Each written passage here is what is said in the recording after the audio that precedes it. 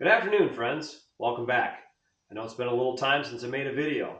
Just a little update on things. Monday this week, we lost power. We had a crazy storm come across Lake Michigan. We had straight line winds that were over 100 miles an hour. We had a tornado kind of touch down a little ways away from where we're at here. And because of that, it took out trees and power lines and internet lines and everything. It made a giant mess. And unfortunately, we were without power for most of the week. We got power back Thursday morning, about 3:30 in the morning. So with that being said, I was in the dark all week and I had no way to, film a video or, kind of do anything. I mean, I worked here a lot in the dark and I packed parts and I shipped as much as I could. And of course I had to pack up my laptop and my printer and, haul it, out of town essentially to, get internet service and have power because there was 60,000 people in our area that were without power. So that gives you an idea of, how bad this was. It was pretty rough. But anyway, I've got a new camera today. I've been fighting for such a long time with my GoPro, and my brother bought me an Insta360. It's the 1RS camera. So I'm trying that out today. We're going to see how that goes. And of course, I've made a YouTube short saying I got the new camera, and this video is being shot with that camera. So hopefully, it makes a huge difference, and the video quality is great, and the sound is great. But we're going to find out together. But that brings us to the 1948 WL.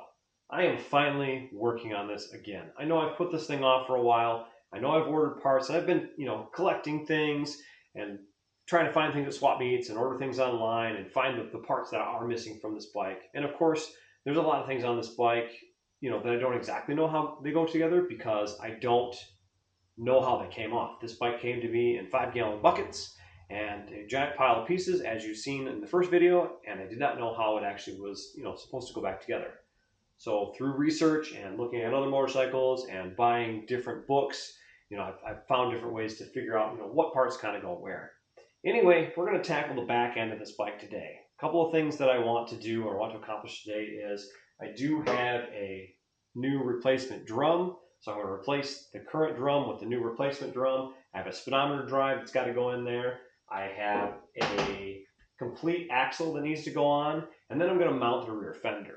So I'm going to start by getting this axle taken apart and getting this wheel off so I can get this drum apart. So follow along.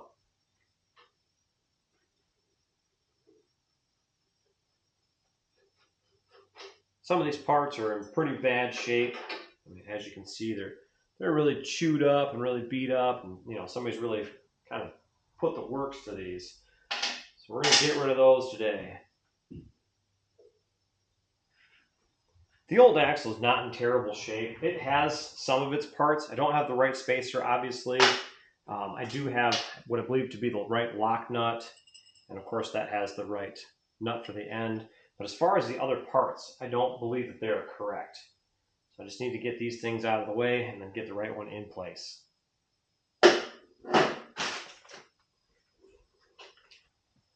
One of the many pieces I had to order was a speedometer drive, and I chose to get the drive with the brass end as opposed to the plastic end. I feel it's going to last a little longer. I know I'm still missing the retaining clip that holds this in place. I do need to order that yet, but for now I'm going to fish this in and have this in the rear hub. All right, had to take a little break. Had to bend this tab back on this backing plate, and then I also needed to hog out a little material right here just to make the new speedometer drive play nicely in this setup. Hopefully everything's good. It does spin freely. If you can see that in there, I'm not really sure. But it does spin now, so I'm happy about that. Very pleased with the results there. I know this needs a good cleaning and whatnot, but now I'm happy that I have the speedometer drive in place. So with that in place, we're going to set this aside. And then next, we're going to get the old drum off. And once that's off, then I will install the new drum. The issue that I have with this drum is some of these lug nut holes are wallered out. And unfortunately, I can't tighten everything down the way I want to or the way that it should be done. So because I can't tighten it down, it's never gonna be right. I don't have the tools to be able to fix these holes. I know that they can be fixed, and this drum is in good shape. It just has issues with the mount holes. So a project for somebody else.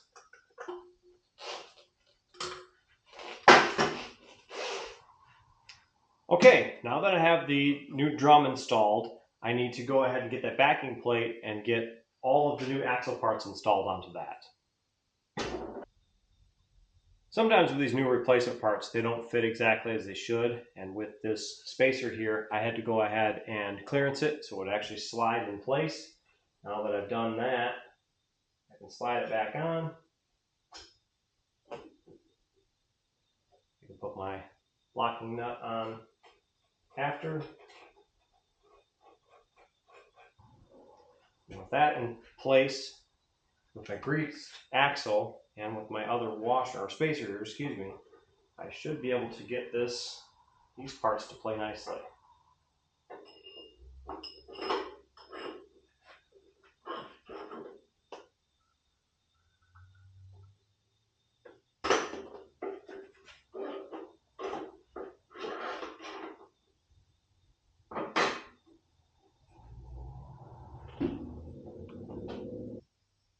All right, I finally have the rear wheel installed. I had ran into a couple of issues. I had turned the camera off. There was a lot of fitment issues with this. I know the parkerizing on these creates, some tolerance issues, and some things needed to be sanded. So in the brake drum, there's the sleeve that goes through that this end of the axle fits in, and I was running into the thickness based on the parkerization not allowing the axle to slide all the way through. So I went through and I sanded the axle itself and I sanded the inside of the sleeve to make everything play nicely. Otherwise, it wasn't going to go in. I mean, even with, the hammer and trying to force it in place, it was too much. I knew it was a bad idea. So that's why I stopped myself, pulled everything apart, shut the camera off, and then went and got my, sandpaper and started hand sanding these. Now I want to make sure that it all fit right. I didn't want to, use a grinder or something like that, take off too much material. So I took off little bits at a time and test fitted over and over. And after about an hour's worth of work, I've got it. It's nice because now the wheel spins. All right, next step is going to be installing the rear fender. So I have the fender on the floor. I have my hardware laid out here. I did purchase a Colony parts kit. I don't believe I'm going to run the rear crash bar on this bike. It's one of those things I've been back and forth on, and I'm not exactly sure if I want to run it. I'm not even sure if I'm going to run the front one. I may put them both on. I may not. I'm not sure yet. In my mind, I'd like to have this, fairly clean and actually eliminate this one, but I don't know. I might keep that on and put the rear on. I haven't quite decided yet, but I did buy the complete hardware kit to install everything. But I'm not going to put the rear crash bar on today. I am going to put the rear fender in place, so we're going to start with that next.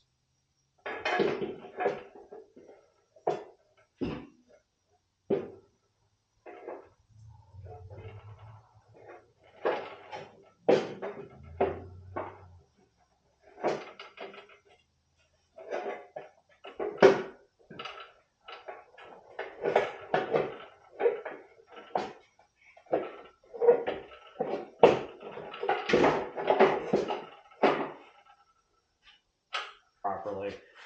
I'm putting on the hardware for the two fender braces here, one on each side, and then I'll go ahead and I'll replace the rear hinge hardware. And then I know that there's hardware that goes here that mounts the rear crash bar, which I'm not sure if I want to put that on yet, so I'm not sure if I'm going to tie that in with the right hardware or with the wrong hardware at this point in time. I may change things up. Now, one of the things I've run into is I don't have the proper diagram to show what hardware goes where. I've gone through all my books and manuals, and I don't see the right breakdown on how these things actually mount. So I'm kind of guessing with the hardware. I do have some pictures of different bikes that I've looked at from different museums and different people around. So I've referenced those a little bit, but I don't have enough detailed photos to kind of show me how these things are supposed to be mounted. So what I'm doing now is I'm putting the hinge hardware on to keep the hinge in place, and I'm not sure if I'm doing it right or wrong because I can't remember. So if you guys know how these mount, feel free to drop a comment below and tell me if I'm doing this right or if I'm doing it wrong. So in this kit, it leaves me with the studs for the rear crash bar, these little screws here with hardware. I'm not sure where those go exactly. Those are probably more for mounting that rear crash bar, and I could be wrong there too. And then these 3 extra studs, 2 of them are longer than one of the other ones. I believe I'm going to use that one for the bottom of the fender and those 2 for the top mounts here, because I think they'll fit that way. So that's what I'm going to attempt right now.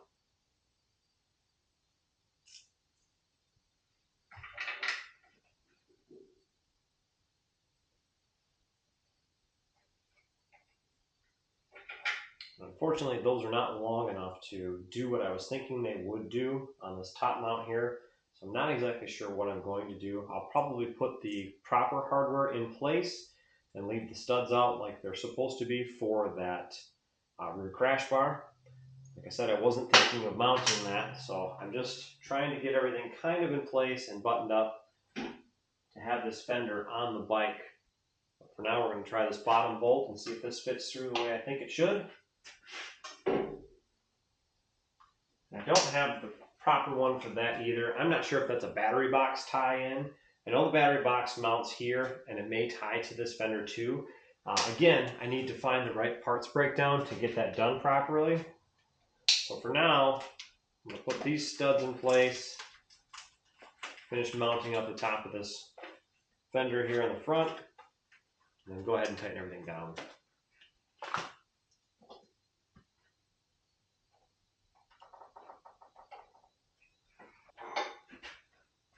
I have the top front mounts tightened up. Now I'm going to go ahead and button up the rest of these here, tighten up everything the way that I think it should be done, and we should have a pretty complete project here. Well, as you can see, we've got the rear wheel buttoned up and on the bike. The fender is now mounted.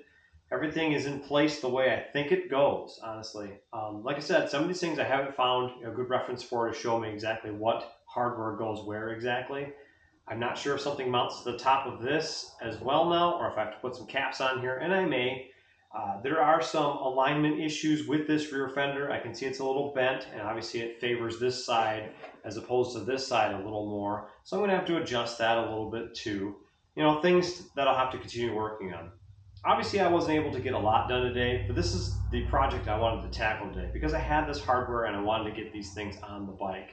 I still have a bunch of parts on order. I'm still waiting for some tools for the engine so I can get the rest of that assembled. And I'm sure you all are waiting on that. And I am too. I'm excited to get that thing done. One update. I did have a lot of rust in the oil tank. Now what I did is I put evapor rust in the oil tank. I let that sit for a couple of days. I drained it out. Ended up putting new evapor rust in the oil tank with some brand new washers and some brand new bolts. So I let that sit for another couple of days. I shook it around, and when I emptied everything out, that stuff did great. That is a nice, clean tank for what it is. It's not perfect by any means, but it's way better than it was. It's definitely runnable now at this point. There's no, scaly rust coming off of the tank. Hopefully the tank will still be a good tank. It didn't leak the whole time it had evapor rust in it, so I'm hoping it's going to be fine. I am not going to seal these tanks. I'm not going to do any of that stuff to them. I'm not going to try to, damage them, in my opinion, in any way. I'm going to run them just how they are.